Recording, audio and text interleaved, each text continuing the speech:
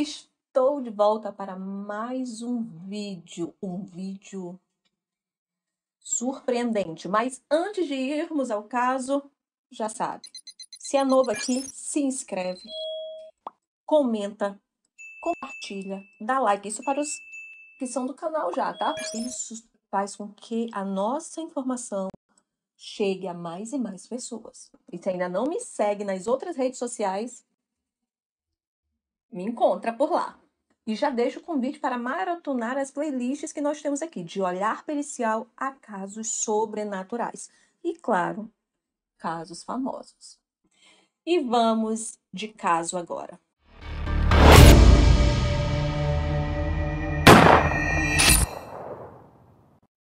Alison Botha era uma jovem linda na época, independente, solteira e que amava viajar. Ela tinha 27 anos quando tudo aconteceu e mudou a sua vida drasticamente. Era 18 de novembro de 1994, na linda cidade de Porto Elizabeth, na África do Sul. Esse dia que estava sendo incrível para ela e os amigos, e no final ela teve a infeliz coincidência, ou não, de cruzar com um indivíduo diabólico, Franz du Toit. Só que Franz du Toit não agiu sozinho, não. Ele também estava com um amigo, Renus. Como eles agiram foi, no mínimo, assustador. Mas eu também tenho que afirmar que o discernimento, tudo que ela fez para deixar provas, a materialidade da autoria do crime, foi surpreendente. É o discernimento que nós temos que ter em momentos de risco e tensão. Óbvio que não queremos ter situações de riscos, mas se passarmos por algo assim, temos que saber agir. Enquanto eu pesquisava para fazer esse vídeo, eu me perguntava se os dois, François Dutoit e Renus, tinham agido sozinhos, ou se teria tido auxílio de mais alguma pessoa. Vamos entender por que eu tive essas dúvidas. No dia 18 de novembro de 94, ela e um grupo de amigos passaram o dia juntos na praia. Porto de Elizabeth é uma cidade de praia, muito comum esse tipo de lazer.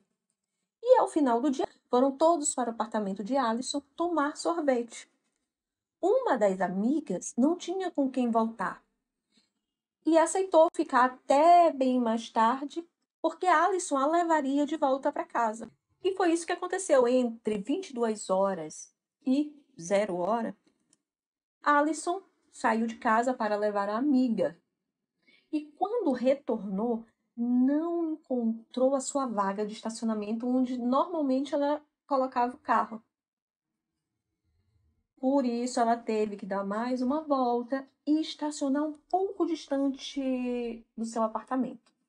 Aqui vale um adendo sobre comportamentos que nós temos que ter. Isso vale para homem, para mulher, mas ainda mais, claro, para mulher. Quando a gente volta para casa, quando sai da nossa rotina, e com a nossa rotina, né, também, porque nós temos aquela falsa sensação de segurança e não observamos o entorno. Alison colocou o carro, estacionou debaixo de uma árvore, que prejudicava a iluminação naquele ponto. Olhem só, depois de meia-noite, uma mulher sozinha e num local mal iluminado. Aí nós já temos ingredientes perigosíssimos. Somado a isso, ela saiu do carro para pegar itens dela. Onde? No banco traseiro. Mais um ponto negativo, tá? Esse horário, você tem que pegar as suas coisas e, como diz lá no interior, como diz lá no Maranhão, né? Capar o gato. Não foi o que aconteceu. A porta, ela ficou mexendo no banco traseiro, tirando as coisas. A porta estava destravada, as portas. E Franz du Toit entrou pela outra porta com uma faca. Aqui eu procurei bastante para ver os relatos. Como é um caso antigo, né? Todos os relatos contam praticamente a mesma coisa, que ele entrou pela porta traseira, no banco de trás, já com a arma, né? Com a faca. E por conta disso, ela obedeceu, né, ao comando e foi para o banco da frente do passageiro. Eu não sei se ela ficou petrificada, porque a reação de cada um é uma reação. Eu, Gisele, tá? Eu, Gisele. Não sei se ali o melhor teria sido correr, gritar, mas a reação dela não foi essa. A perspicácia que ela teve no final talvez tivesse feito toda a diferença se ela tivesse agido de uma outra forma logo no início. E, claro, esse comportamento leva a algumas perguntas. Porque, na minha visão policial, tá? Isso não quer dizer que a Gigi, ela colaborou, ela era amiga deles. Não posso afirmar isso, até porque eu pesquisei e não encontrei nada disso. Certamente, os investigadores fizeram essa investigação, eles foram por essa linha. É uma das linhas investigativas que tem que existir. Opa, será que ela não era amiga dele? Por isso que ela entrou tão pacificamente? São perguntas que são feitas, isso que eu quero que vocês entendam. Enquanto ele dirigia para acalmá-la, ele se apresentou como Clinton e disse que não faria absolutamente nada com ela. Queria apenas usar o carro, porque tinha alguém que estava devendo e ele precisava usar o carro para pegar o item que estavam devendo para ele, uma televisão. E ainda falou assim: eu preciso de uma desconhecida e um desconhecido para irem comigo para pressionar. Opa, a desconhecida, ela. E o desconhecido? Aí entra a pessoa que agiu com ele, o Thanos. Aqui vale o seguinte raciocínio. Opa, Thanos e Franz du Toit premeditaram. Eles premeditaram algo. O alvo era Allison? Não sabemos. A investigação deve ter concluído que não. Eles deviam estar à espera de qualquer vítima em potencial. Então, Allison, certamente, ela foi um infeliz acaso. E em um determinado ponto entra o Thanos, no banco de trás. Eles realmente estavam à espera de uma vítima. E levaram Allison para uma área rural. E chegando lá, avisaram que iam fazer com ela. Ela querendo ou não. Então era opção dela se colaborava ou não. Então ela disse, ok, vou colaborar. Quando se deram por satisfeito, um deles começou a enforcar a Allison. E ela implorava para que a deixasse viva. Só que isso fez com que ele pressionasse ainda mais, o que a fez desmaiar. Enquanto ela estava desmaiada, ela foi esfaqueada 35 vezes na região do abdômen. Quantos órgãos vitais o ser humano tem na região abdominal? Era para ela ter morrido. Ela parecia morta, mas ela não estava morta. E nesse momento, quando eles iam embora, Thanos percebeu uma reação motora involuntária no joelho da Alice. O ser humano, ele tem diversos movimentos involuntários, inclusive pós-mortem. E quando ele viu o joelho se movimentar, ele foi desferir mais golpes contra a Alison. Em qual região agora? Pescoço. Só que ele não fez uma linha contínua. Ele desferia e tirava, desferia e tirava. De forma que ele gerou quase uma secção. Não foi um ato contínuo, mas gerou um corte contínuo. Onde a gente pesquisa na internet, né, falta da linguagem própria, né, pericial, se fala muito em quase decapitação. Para nós, peritos, tem um termo, que é o esgorjamento, que é quando a cabeça ela fica presa ao tronco apenas na parte de trás. Não, gente, ela não morreu. Ela não morreu. Mas eles acharam que ela estava morta, saíram e deixaram ela lá. Um milagre. Para mim, isso é um milagre. Ela estava viva. E mais, consciente do seu próprio corpo. Ela relata uma situação de pós-morte, de quase morte, tá? Ela fala que o momento ela se viu fora do corpo e que algo conversou com ela e que ela tinha que decidir se ela ia ou se ficava. Corria o risco de ficar, né? E ela decidiu ficar. Foi quando ela voltou a si e começou a lutar pela vida. Ela começou a se rastejar até a estrada. Enquanto ela se rastejava até a estrada, ela percebeu que aquelas facadas na região abdominal, mesmo não tendo atingido nenhum órgão vital, deixou o intestino dela para fora, que a gente chama de estripado, né? O corpo foi estripado. E com isso, o que ela fez? Olha só, ela teve aí uma perspicácia muito grande.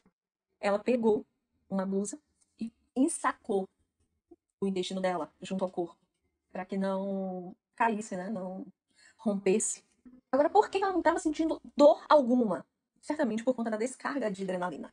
Como que a Alison respirava? Afinal, né, ela teve as vias aéreas dilaceradas. Ela conseguiu respirar por conta de uma das lesões, que gerou uma perfuração que permitia a troca gasosa.